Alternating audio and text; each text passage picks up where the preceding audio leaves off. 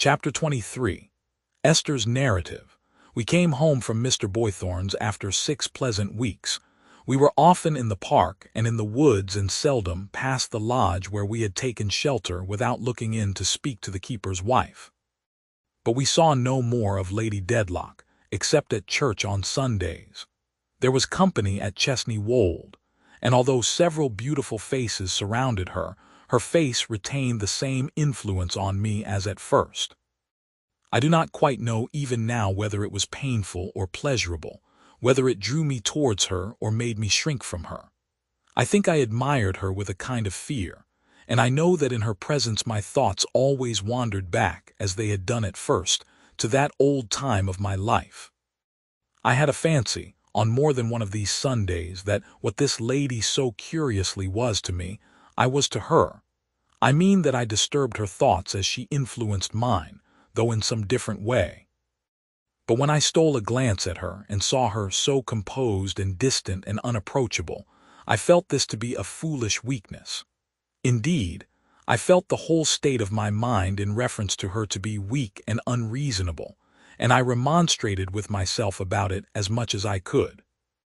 One incident that occurred before we quitted Mr. Boythorn's house I had better mention in this place.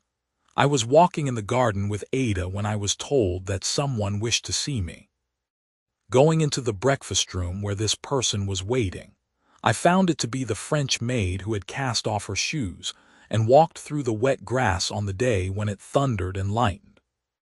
"Mademoiselle," she began, looking fixedly at me with her 2 eager eyes, though otherwise presenting an agreeable appearance and speaking neither with boldness nor servility, "I have taken a great liberty in coming here, but you know how to excuse it, being so amiable, mademoiselle." "No excuse is necessary," I returned, "if you wish to speak to me." "That is my desire, mademoiselle." "A thousand thanks for the permission. I have your leave to speak, is it not?" she said in a quick, natural way. "Certainly," said I, "mademoiselle, you are so amiable. Listen then, if you please. I have left my lady. We could not agree." "My lady is so high, so very high. Pardon, mademoiselle, you are right."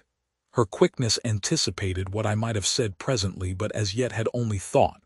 "It is not for me to come here to complain of my lady. But I say she is so high, so very high. I will not say a word more. All the world knows that." "Go on, if you please," said I assuredly. "Mademoiselle, I am thankful for your politeness." "Mademoiselle, I have an inexpressible desire to find service with a young lady who is good, accomplished, beautiful. You are good, accomplished, and beautiful as an angel. Ah, could I have the honor of being your domestic?" "I am sorry," I began. "Do not dismiss me so soon, mademoiselle," she said with an involuntary contraction of her fine black eyebrows. "Let me hope a moment. Mademoiselle, I know this service would be more retired than that which I have quitted. Well, I wish that. I know this service would be less distinguished than that which I have quitted. Well, I wish that. I know that I should win less as to wages here. Good, I am content." "I assure you," said I, quite embarrassed by the mere idea of having such an attendant, "that I keep no maid." "Ah, mademoiselle, but why not? Why not, when you can have one so devoted to you, who would be enchanted to serve you, who would be so true, so zealous, and so faithful every day? Mademoiselle, I wish with all my heart to serve you. Do not speak of money at present. Take me as I am." "For nothing." She was so singularly earnest that I drew back, almost afraid of her. Without appearing to notice it, in her ardor she still pressed herself upon me, speaking in a rapid, subdued voice, though always with a certain grace and propriety. "Mademoiselle, I come from the south country where we are quick and where we like and dislike very strong. My lady was too high for me. I was too high for her. It is done, past, finished. Receive me as your domestic and I will serve you well. I will do more for you than you figure to yourself now.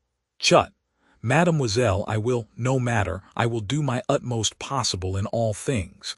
If you accept my service, you will not repent it. Mademoiselle, you will not repent it, and I will serve you well. You don't know how well."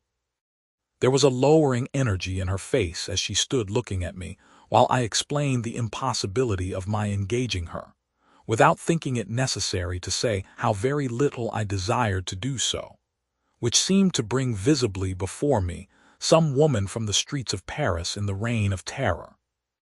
She heard me out without interruption, and then said with her pretty accent and in her mildest voice, "Hey, mademoiselle, I have received my answer. I am sorry of it, but I must go elsewhere and seek what I have not found here. Will you graciously let me kiss your hand?"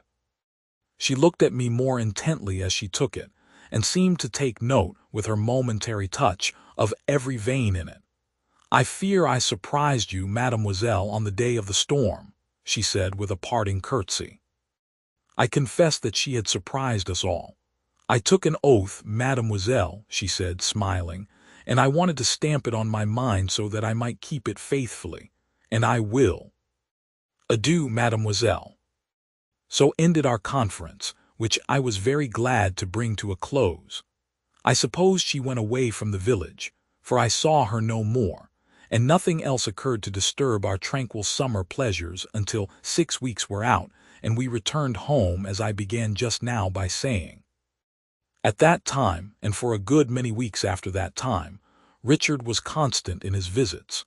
Besides coming every Saturday or Sunday and remaining with us until Monday morning, he sometimes rode out on horseback unexpectedly and passed the evening with us, and rode back again early next day. He was as vivacious as ever and told us he was very industrious, but I was not easy in my mind about him.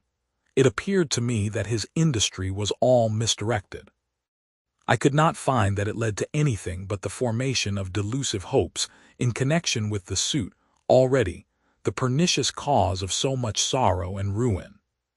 He had got at the core of that mystery now, he told us, and nothing could be plainer than that the will under which he and Ada were to take I don't know how many thousands of pounds must be finally established if there were any sense or justice in the Court of Chancery. But oh, what a great if that sounded in my ears, and that this happy conclusion could not be much longer delayed. He proved this to himself by all the weary arguments on that side he had read, and every one of them sunk him deeper in the infatuation. He had even begun to haunt the court. He told us how he saw Miss Flite there daily, how they talked together, and how he did her little kindnesses, and how, while he laughed at her, he pitied her from his heart. But he never thought, never, my poor, dear, sanguine Richard, capable of so much happiness then, and with such better things before him. What a fatal link was riveting between his fresh youth and her faded age, between his free hopes and her caged birds and her hungry garret and her wandering mind. Ada loved him too well to mistrust him much in anything he said or did, and my guardian, though he frequently complained of the east wind and read more than usual in the growlery, preserved a strict silence on the subject. So I thought one day when I went to London to meet Caddy Jellyby, at her solicitation, I would ask Richard to be in waiting for me at the coach office, that we might have a little talk together. I found him there when I arrived, and we walked away arm in arm. "Well, Richard," said I as soon as I could begin to be grave with him, "are you beginning to feel more settled now?" "Oh, yes, my dear," returned Richard. "I'm all right enough." "But settled," said I. "How do you mean settled?" returned Richard with his gay laugh. "Settled in the law," said I. "Oh, replied Richard, "I'm all right enough." "You said that before, my dear Richard. And you don't think it's an answer, eh?" "Well, perhaps it's not. Settled. You mean, do I feel as if I were settling down?" "Yes." "Why, no, I can't say I am settling down," said Richard, strongly emphasizing down, as if that expressed the difficulty, because one can't settle down while this business remains in such an unsettled state.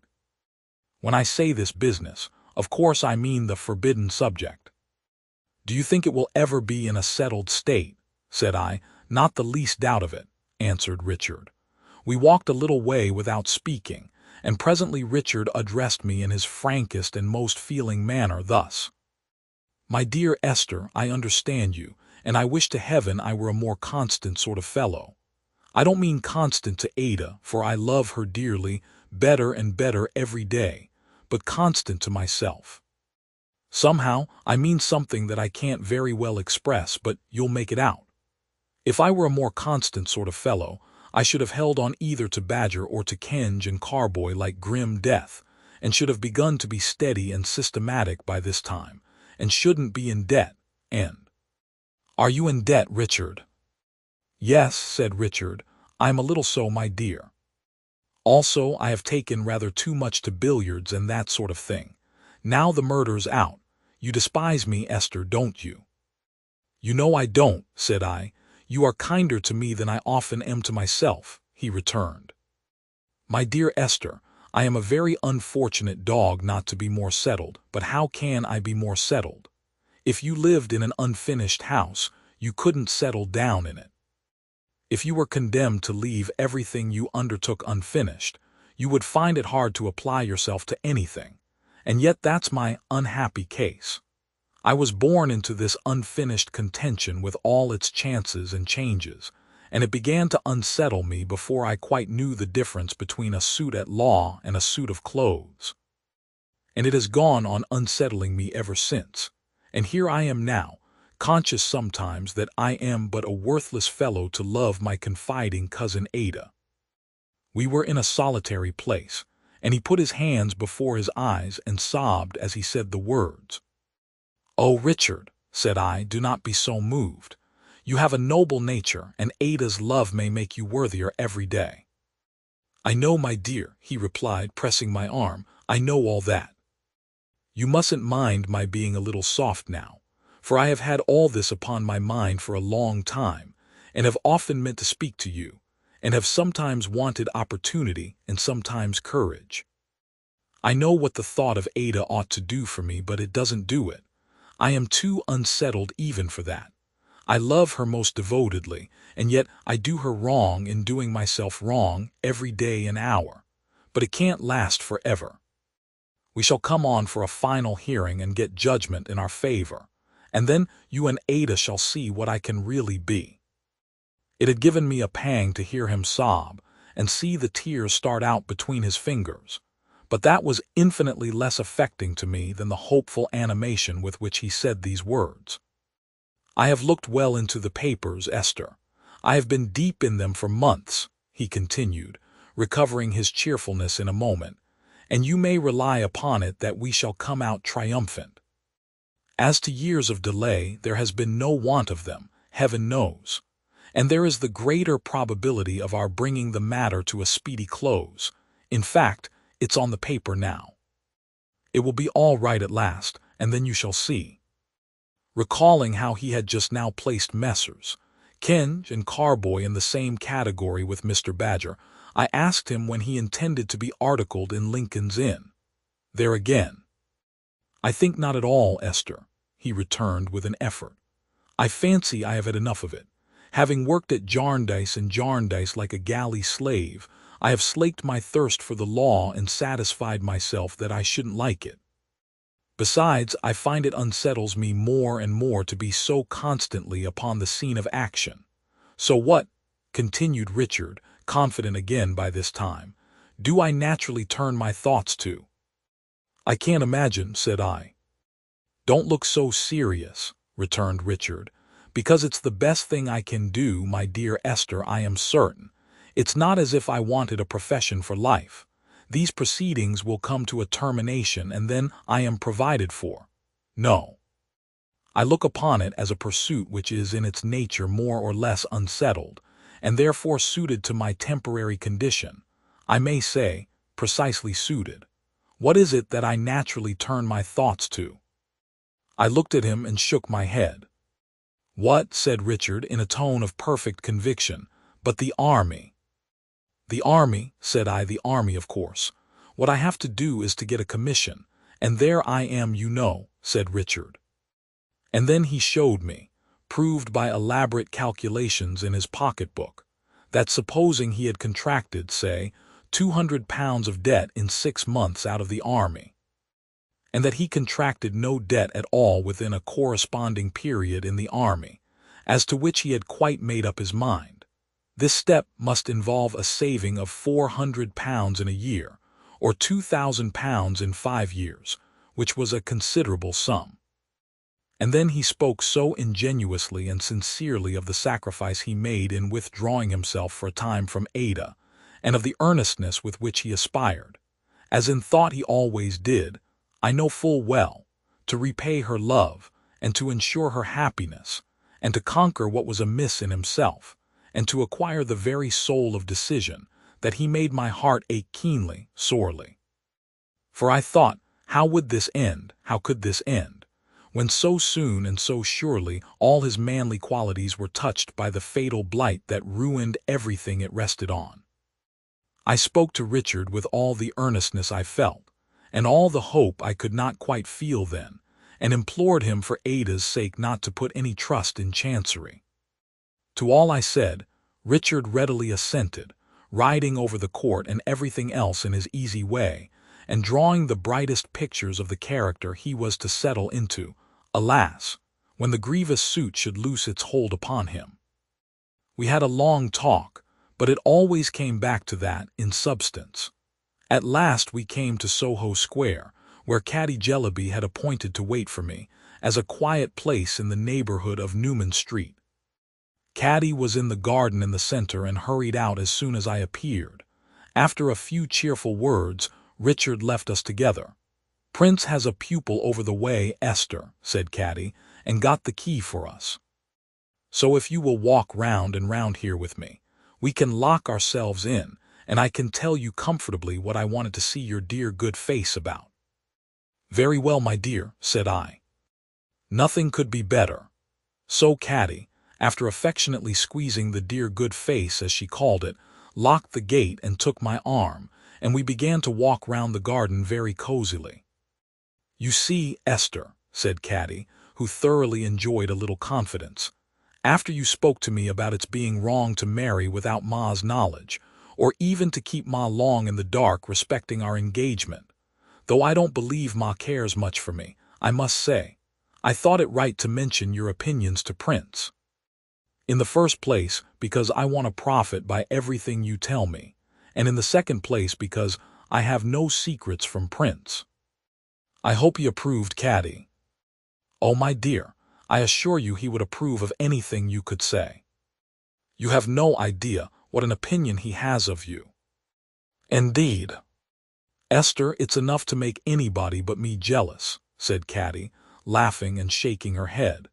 "But it only makes me joyful, for you are the first friend I ever had, and the best friend I ever can have, and nobody can respect and love you too much to please me."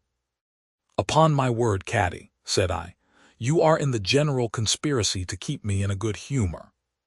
"Well, my dear." "Well, I am going to tell you," replied Caddy, crossing her hands confidentially upon my arm. "So we talked a good deal about it, and so I said to Prince, as Miss Summerson. I hope you didn't say Miss Summerson." "No, I didn't," cried Caddy, greatly pleased and with the brightest of faces. "I said, Esther," I said to Prince, "as Esther is decidedly of that opinion, Prince, and has expressed it to me, and always hints it when she writes those kind notes, which you are so fond of hearing me read to you, I am prepared to disclose the truth to Ma whenever you think proper." "And I think, Prince," said I, "that Esther thinks that I should be in a better and truer and more honorable position altogether if you did the same to your papa." "Yes, my dear," said I. "Esther certainly does think so." "So I was right, you see," exclaimed Caddy.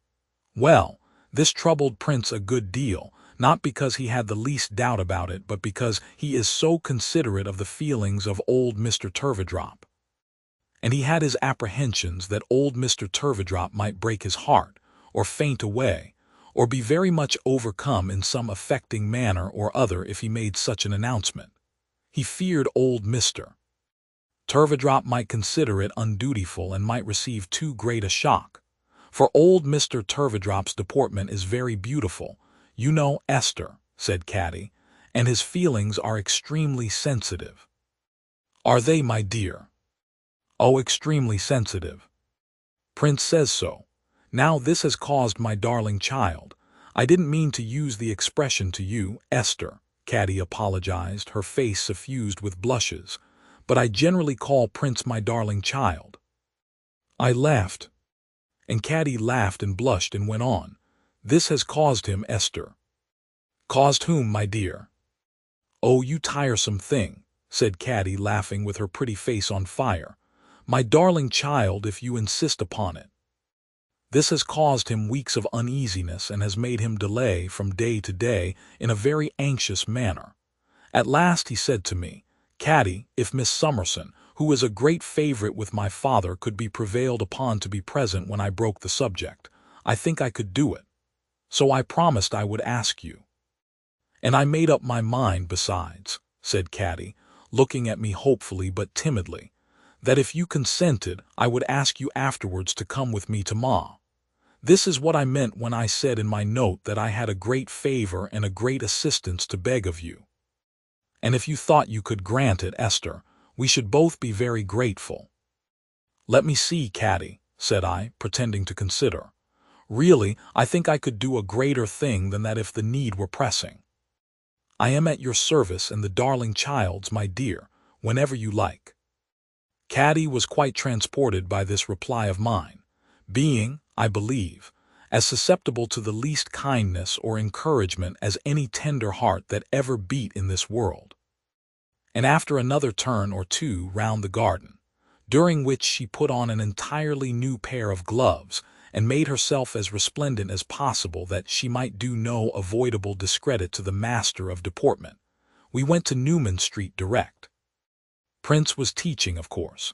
We found him engaged with a not very hopeful pupil, a stubborn little girl with a sulky forehead, a deep voice, and an inanimate, dissatisfied mamma, whose case was certainly not rendered more hopeful by the confusion into which we threw her preceptor. The lesson at last came to an end, after proceeding as discordantly as possible, and when the little girl had changed her shoes and had had her white muslin extinguished in shawls, she was taken away. After a few words of preparation, we then went in search of Mr. Turveydrop, whom we found, grouped with his hat and gloves, as a model of deportment on the sofa in his private apartment, the only comfortable room in the house. He appeared to have dressed at his leisure in the intervals of a light collation, and his dressing-case, brushes, and so forth, all of quite an elegant kind, lay about. Father, Miss Summerson, Miss Jellaby. Charmed, enchanted, said Mr. Turveydrop, rising with his high-shouldered bow. Permit me, handing chairs. Be seated, kissing the tips of his left fingers. Overjoyed, shutting his eyes and rolling. My little retreat is made a paradise. Recomposing himself on the sofa like the second gentleman in Europe. Again you find us, Miss Summerson, said he, using our little arts to polish. Again the sex stimulates us and rewards us by the condescension of its lovely presence. It is much in these times, and we have made an awfully degenerating business of it since the days of His Royal Highness the Prince Regent, my patron, if I may presume to say so, to experience that deportment is not wholly trodden underfoot by mechanics. That it can yet bask in the smile of beauty, my dear madam. I said nothing which I thought a suitable reply, and he took a pinch of snuff. My dear son, said Mr. Turveydrop, you have 4 schools this afternoon. I would recommend a hasty sandwich. Thank you, father, returned Prince. I will be sure to be punctual. My dear father, may I beg you to prepare your mind for what I am going to say? Good heaven, exclaimed the model, pale and aghast as Prince and Caddy, hand in hand, bent down before him. What is this? Is this lunacy, or what is this? Father, returned Prince with great submission, I love this young lady, and we are engaged. Engaged, cried Mr. Turveydrop, reclining on the sofa and shutting out the sight with his hand. An arrow launched at my brain by my own child. We have been engaged for some time, father, faltered Prince, and Miss Summerson, hearing of it, advised that we should declare the fact to you, and was so very kind as to attend on the present occasion. Miss Jellaby, is a young lady who deeply respects you, father." Mr. Turveydrop uttered a groan. "No, pray don't, father," urged his son. "Miss Jellyby is a young lady who deeply respects you, and our first desire is to consider your comfort." Mr. Turveydrop sobbed. "No, pray don't, father," cried his son. "Boy," said Mr. Turveydrop, "it is well that your sainted mother is spared this pang. Strike deep and spare not." "Strike home, sir, strike home." "Pray don't say so, father," implored Prince in tears. "It goes to my heart. I do assure you, father, that our first wish and intention is to consider your comfort. Caroline and I do not forget our duty. What is my duty is Caroline, as we have often said together, and with your approval and consent, father, we will devote ourselves to making your life agreeable." "Strike home," murmured Mr. Turveydrop, "strike home." But he seemed to listen, I thought, too. "My dear father," returned Prince, "we well know what little comforts you are accustomed to and have a right to, and it will always be our study and our pride to provide those before anything. If you will bless us with your approval and consent, father, we shall not think of being married until it is quite agreeable to you, and when we are married, we shall always make you, of course, our first consideration.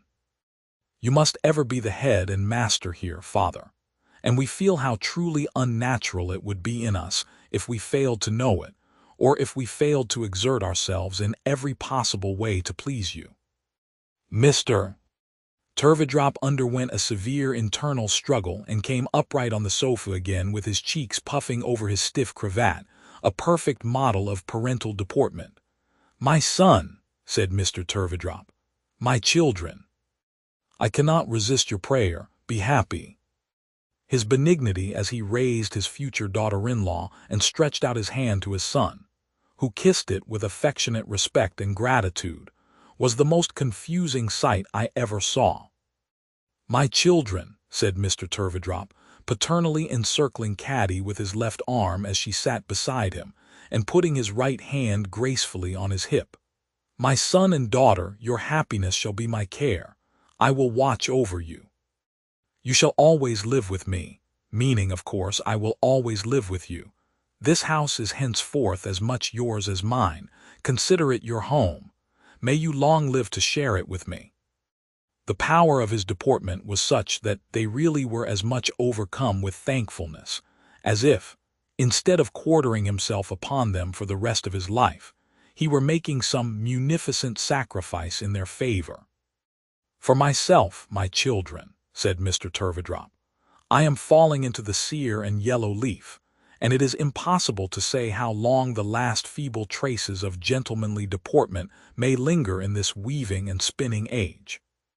But so long I will do my duty to society and will show myself, as usual, about town. My wants are few and simple. My little apartment here, my few essentials for the toilet, my frugal morning meal, and my little dinner will suffice. I charge your dutiful affection with the supply of these requirements, and I charge myself with all the rest." They were overpowered afresh by his uncommon generosity. "My son," said Mr. Turveydrop, "for those little points in which you are deficient, points of deportment, which are born with a man, which may be improved by cultivation, but can never be originated, you may still rely on me. I have been faithful to my post since the days of His Royal Highness the Prince Regent, and I will not desert it now. No, my son, if you have ever contemplated your father's poor position with a feeling of pride, you may rest assured that he will do nothing to tarnish it.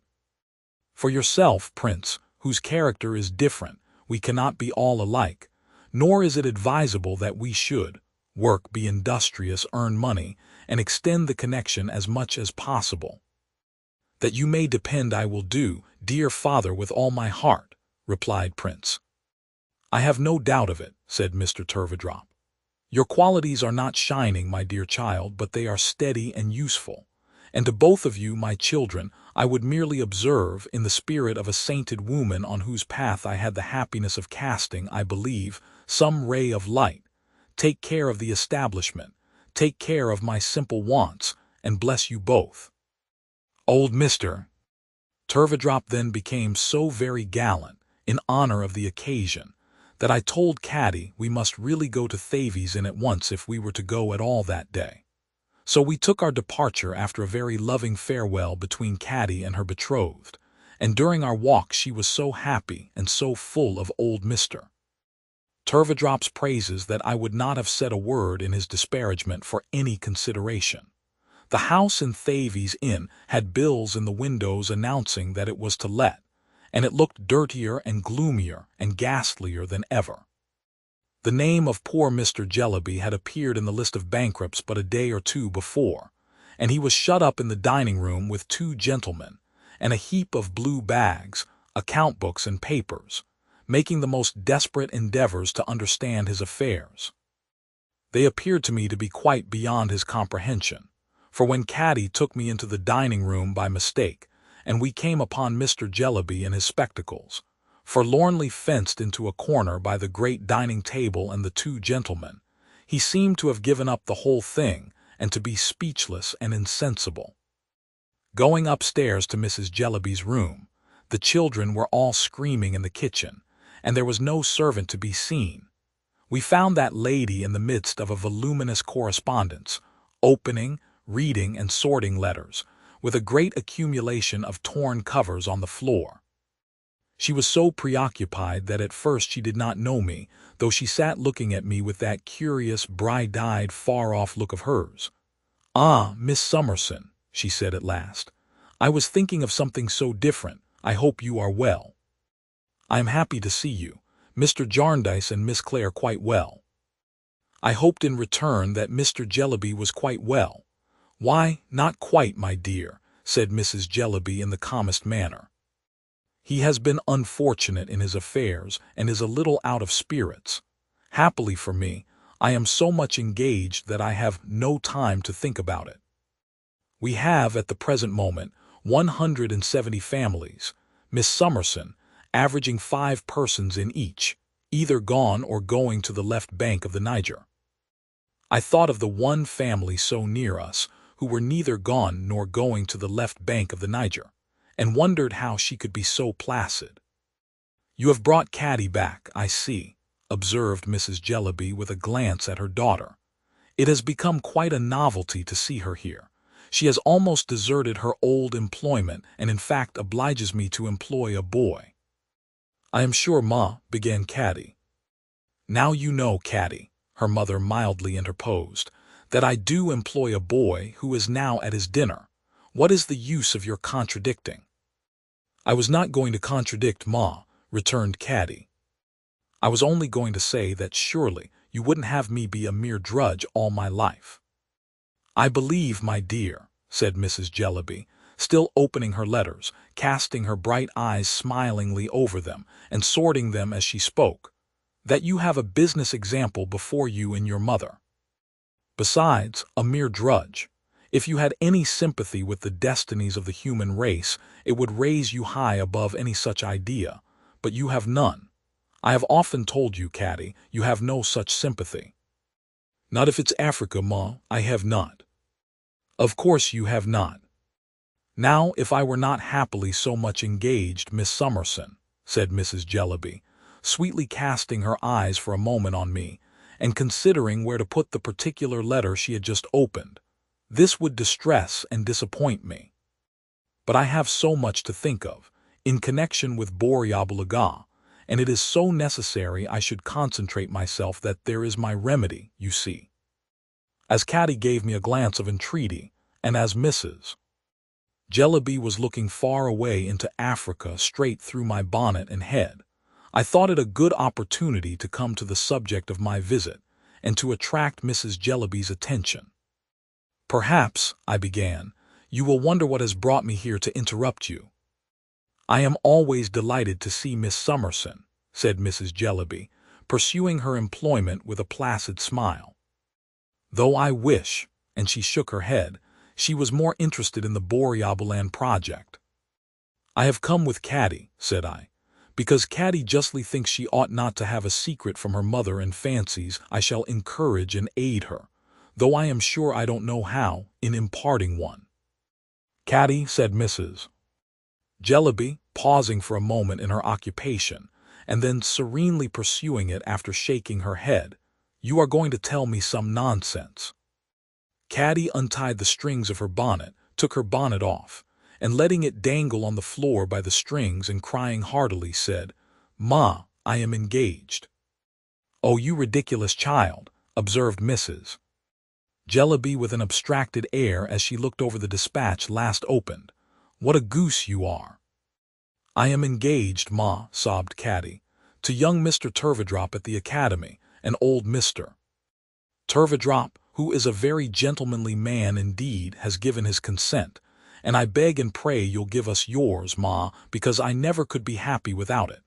I never, never could," sobbed Caddy, quite forgetful of her general complainings and of everything but her natural affection. "You see again, Miss Summerson," observed Mrs. Jellyby serenely, "what a happiness it is to be so much occupied as I am, and to have this necessity for self-concentration that I have. Here is Caddy engaged to a dancing master's son, mixed up with people who have no more sympathy with the destinies of the human race than she has herself. This, too, when Mr. Quale, one of the first philanthropists of our time, has mentioned to me that he was really disposed to be interested in her." "Ma, I always hated and detested Mr. Quale," sobbed Caddy. "Caddy, Caddy," returned Mrs. Jellyby, opening another letter with the greatest complacency. "I have no doubt you did. How could you do otherwise, being totally destitute of the sympathies with which he overflows? Now, if my public duties were not a favorite child to me, if I were not occupied with large measures on a vast scale, these petty details might grieve me very much, Miss Summerson. But can I permit the film of a silly proceeding on the part of Caddy, from whom I expect nothing else, to interpose between me and the great African continent? No, no," repeated Mrs. Jellyby in a calm, clear voice, and with an agreeable smile as she opened more letters and sorted them. "No, indeed." I was so unprepared for the perfect coolness of this reception, though I might have expected it, that I did not know what to say. Caddy seemed equally at a loss. Mrs. Jellyby continued to open and sort letters, and to repeat occasionally in quite a charming tone of voice, and with a smile of perfect composure, "No, indeed." "I hope, Ma," sobbed poor Caddy at last, "you are not angry." "Oh, Caddy, you really are an absurd girl," returned Mrs. Jellyby, "to ask such questions after what I have said of the preoccupation of my mind." "And I hope, Ma, you give us your consent and wish us well," said Caddy. "You are a nonsensical child to have done anything of this kind," said Mrs. Jellyby, "and a degenerate child, when you might have devoted yourself to the great public measure. But the step is taken, and I have engaged a boy, and there is no more to be said. Now pray, Caddy," said Mrs. Jellyby, for Caddy was kissing her, "don't delay me in my work, but let me clear off this heavy batch of papers before the afternoon post comes in." I thought I could not do better than take my leave. I was detained for a moment by Caddy's saying, "You won't object to my bringing him to see you, Ma?" "Oh, dear me, Caddy," cried Mrs. Jellyby, who had relapsed into that distant contemplation, "have you begun again?" "Bring whom?" "Him, Ma." "Caddy, Caddy," said Mrs. Jellyby, quite weary of such little matters. "Then you must bring him some evening which is not a parent society night, or a branch night, or a ramification night. You must accommodate the visit to the demands upon my time. My dear Miss Summerson, it was very kind of you to come here to help out this silly chit. Goodbye. When I tell you that I have 58 new letters from manufacturing families anxious to understand the details of the native and coffee cultivation question this morning, I need not apologize for having very little leisure." I was not surprised by Caddy's being in low spirits when we went downstairs, or by her sobbing afresh on my neck, or by her saying she would far rather have been scolded than treated with such indifference, or by her confiding to me that she was so poor in clothes that how she was ever to be married creditably she didn't know.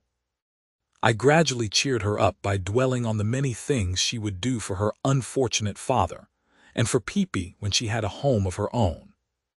And finally, we went downstairs into the damp, dark kitchen, where Peepee and his little brothers and sisters were groveling on the stone floor, and where we had such a game of play with them that, to prevent myself from being quite torn to pieces, I was obliged to fall back on my fairy tales.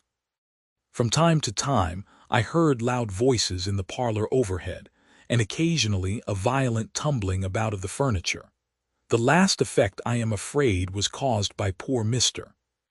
Jellyby's breaking away from the dining table and making rushes at the window, with the intention of throwing himself into the area, whenever he made any new attempt to understand his affairs.